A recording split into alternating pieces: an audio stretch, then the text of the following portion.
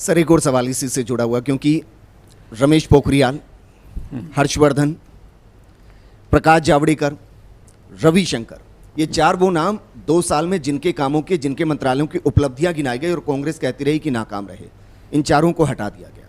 इसके जरिए प्रधानमंत्री ने क्या संदेश देने की कोशिश किया, क्या मकसद इसके जरिए? इन चारों के बारे में आप मुझसे एक एक करके पूछेंगे। कहते हैं सत्र की उम्र आते आते याददाश्त चली जाती है कुछ। प्रकाश जावड़ेकर साहब।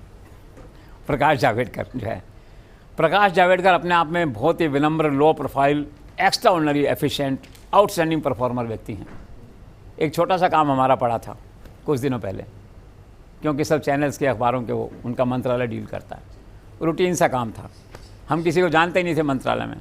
हमने उनके यहाँ गुहार लगाई कि साहब ये प्रोसीजरल काम है, तो हमने उनको मैसेज भेजा। तो हमने शुक्रवार को मैसेज भेजा, तो उनके यहाँ से लिख के आया ट्यूसडे। तो हमने सोचा किसी और को जवाब दिया और गलती समय भेज दिया। हमें तो उम्मीद नहीं थी कि वो हमें रेस्पॉन्ड भी करेंगे, इतना कोई निकटता नहीं है आपस में जो है। तो हमने कहा ठीक है, गूगली है ट्यूसडे, तो लेट अस सी। तो ट्यूसडे को 4:58 पे वो आ गया, प्रोसीजरल क्लियरेंस जो चाहिए थी। मैंने मैसेज भेजा, what a man you are, what executive you are. अद्भुत। इस रेड टेप के माहौल में जहाँ मंत्री रोते ही रहते हैं, अफसर मानते नहीं उनकी बात, ऐसा मंत्री, ऐसा काम और इतनी शालीनता, तो मैंने कभी गुस्सा करते हुए नहीं देखा उनको। सरकार के स्पोक्स पर्सन रहे हैं, हमेशा आपने देखा है। तो अब क्या है कि उनका जो मंत्रालय लिया गया है, कारण मैं सोचता हूँ ऐसा है, एक तो क्या होता है कि ज़्यादा जनाधार वाले नेताओं को आपको आगे लाना होता है, कोई इनको वैकेंसी क्रिएट करनी होती है।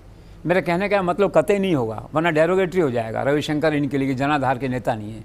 केवल राज्यसभा में आने से आप जनाधार खोने वाले नेता नहीं बन जाते हो, लेकिन फिर ये माइंड में कहीं न कहीं रहता है, ठीक है इन्होंने कर लिया, अब दूसरे इंपॉर्टेंट काम में इनको लगाएंगे। तो ये पहली बार हुआ है, उस विषय से हटके मैं कह रहा हूँ कि जो लोग 7 बार MP रहे हैं बीजेपी के अंदर, 5 बार MP रहे हैं, कोई सुध लेने वाला नहीं था। पहली बार नरेंद्र मोदी, अमित शाह ने सुध लिए, उनका बायोडाटा देखा कि 7 बार से MP हुआ, अब मंत्रिमंडल में आ जाओ भैया। तो वैकेंसी क्रिएट करनी होती है ना, वैकेंसी आपको पैदा करनी होती। अब coming back to this thing, जो अपन प्रकाश जावड़ेकर की बात कह रहे हैं, तो निश्चित तौर पे पार्टी जो है उनकी सेवाओं को आगे काम में लेगी। और ये एक समझ लीजिए कि दाना पानी उनका खत्म हो गया था मंत्रालय में। मैं नहीं समझता कोई नेगेटिव इसका रेपरकेशन रहा होगा।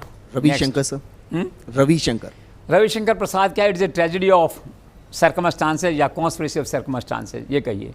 उनकी छवि ऐसी है कि यस मैन है, कॉम्पिटेंट यस मैन है, इफेक्टिव यस मैन है, अपने काम को समझते हैं, चाहे लॉ हो, चाहे IT हो, चाहे कम्युनिकेशन, सबको समझते हैं और आमतौर पे बॉस के इशारे पे काम करते हैं। लेकिन अब ऐसा माना गया कि IT वाले मामले को, ट्विटर वाले मामले को ठीक से हैंडल नहीं कर पाए। IT में जो कानून बना, मीडिया हाउस ने जो रिएक्शन दिया, वो नहीं बना। इसी तरह से क्या है, इसके लिए जो ट्विटर का झगड़ा हुआ, ये माना गया कि ठीक से हैंडल नहीं किया गया आपको जो है। अब ऐसा कैसे हो सकता है कि रविशंकर प्रसाद जैसा गंभीर और सीजन्ड आदमी जो है बिना ऊपर के इशारे से फ्रंटल अटैक कर दे? लोगों ने कहा नहीं, he was playing as a young angry man, angry young man, जो भी है ये, और ऐसा हो गया, ट्रेजेडी हो गई, कोई कारण नहीं है। तीसरा, उनके लिए विफलता ये मानी जा रही है, जैसा लोग कहते हैं, कि सुप्रीम कोर्ट से उनका कम्युनिकेशन प्रॉपर नहीं रहा। सुप्रीम कोर्ट की छवि कुछ समय पहले तक, ऐसा लोग कहते हैं, कि सरकारी विभाग जैसी बन गई थी। ठीक है, लोग कहते हैं, सब परसेप्शन है पब्लिक का था, एक सेक्शन का। अब कहते हैं कि नए चीफ जस्टिस आए हैं तो एकदम से ना सुप्रीम कोर्ट रिवाइव हो गया, वापस एक अलग ढंग से सुप्रीम कोर्ट की छवि बदल गई, या सुप्रीम कोर्ट के फैसले ऐसे हुए, तो संयोग ऐसा हो गया कि फैसले कुछ ऐसे क्रिटिकल हुए गवर्नमेंट के। तो ये मैसेज गया कि पहले सुप्रीम कोर्ट सॉफ्ट था गवर्नमेंट पे, आप ये मानिए, इस बार सुप्रीम कोर्ट जो है ना एक बिल्कुल स्वतंत्र निष्पक्ष ढंग से काम कर रहा है। यथार्थ क्या है वो एक डिबेट उसमें अलग से हो सकती है, लेकिन ऐसा शायद माना गया किसी कॉर्नर में कि यार सुप्रीम कोर्ट को ठीक से आप लोग हैंडल, तो क्या कहूँ, मतलब सुप्रीम कोर्ट को ठीक से आप उनसे रिश्ता नहीं बना पा रहे या कुछ भी करें।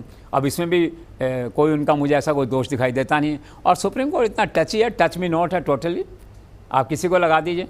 रिज्जू बनाए हैं, शायद कौन बनाए हैं अभी, रिजी जो हैं ये, उनका दूर दूर तक कोई वास्ता नहीं होगा सुप्रीम कोर्ट से जो है। और मुझे लगता है ये स्टॉप गैप अरेंजमेंट है। हो सकता है नरेंद्र मोदी के दिमाग में किसी और का चेहरा हो, आने वाले दिनों में हो सकता है किसी और को बना दें, लेकिन ये सारी 3-4 इश्यूज़ रहे हैं जो कि जिनके कारण से आप कह सकते हैं रविशंकर प्रसाद को जाना पड़ा। लेकिन at the end of the day मैं फिर वही कहूँगा, डेस्टिनी प्लेज रोल, उनका दाना पानी खत्म हो गया था। सर, डॉक्टर हर्षवर्धन, इतने मुश्किल दौर में उनके काम की तारीफ की गई। हाँ, उनका जनाधार भी है, दिल्ली में उनका जनाधार है, लेकिन कभी कभी क्या होता है कि बस होता है दाना पानी, कहिए उसको। एक तो दाना पानी और एक दूसरा वास्तव में भी है ना, कोरोना का फेलियर तो रहा मैनेजमेंट का, एनआरकी की स्थिति आ गई। और तो भगवान ने सुन लिया, कोरोना कुछ नीचे आ गया, वरना क्या स्थिति बनती देश के। सड़कों पे लोग आ गए थे ऑक्सीजन के लिए, आपने देखा अभी भी, लोग भूलेंगे नहीं इस बात को। तो मंत्रालय के प्रभारी होने के नाते जो है ना, आपको नैतिक जिम्मेदारी तो लेनी पड़ती है। वो कहते हैं मैं क्या कर रहा था, सब काम पीएमओ से हो रहा था, रिमोट कंट्रोल में था, बाकी दूसरे मंत्रालय कर रहे थे। भाई कर रहे होंगे, लेकिन नैतिक जिम्मेदारी लेनी पड़ेगी आपको। और फिर जैसे मैंने आपसे कहा ना, मोदी की खासियत क्या है कि करेज एंड कन्विक्शन है, तो एडमिशन ऑफ फेलियर को मानते हैं। तो उन्होंने आईटी और इसका फेलियर माना, तो रविशंकर प्रसाद को हटाया। सरकार की छवि पॉजिटिव नैरेटिव आप नहीं बना पाए मीडिया के अंदर, तो उन्होंने इसको जावड़ेकर को हटाया, आप यूँ मानिए। और तीसरे ये क्या नाम बताया आपने अभी, हर्षवर्धन। इनका रहा भी कोरोना मैनेजमेंट सरकार की बहुत बुराई हुई, सरकार का ग्राफ गिरा।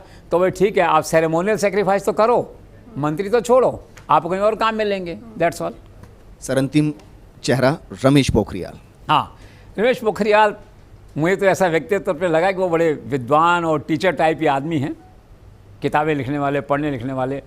और वो ऐसे व्यक्ति हैं जो कि साम दाम दंड भेद में भी बहुत निपुण हैं।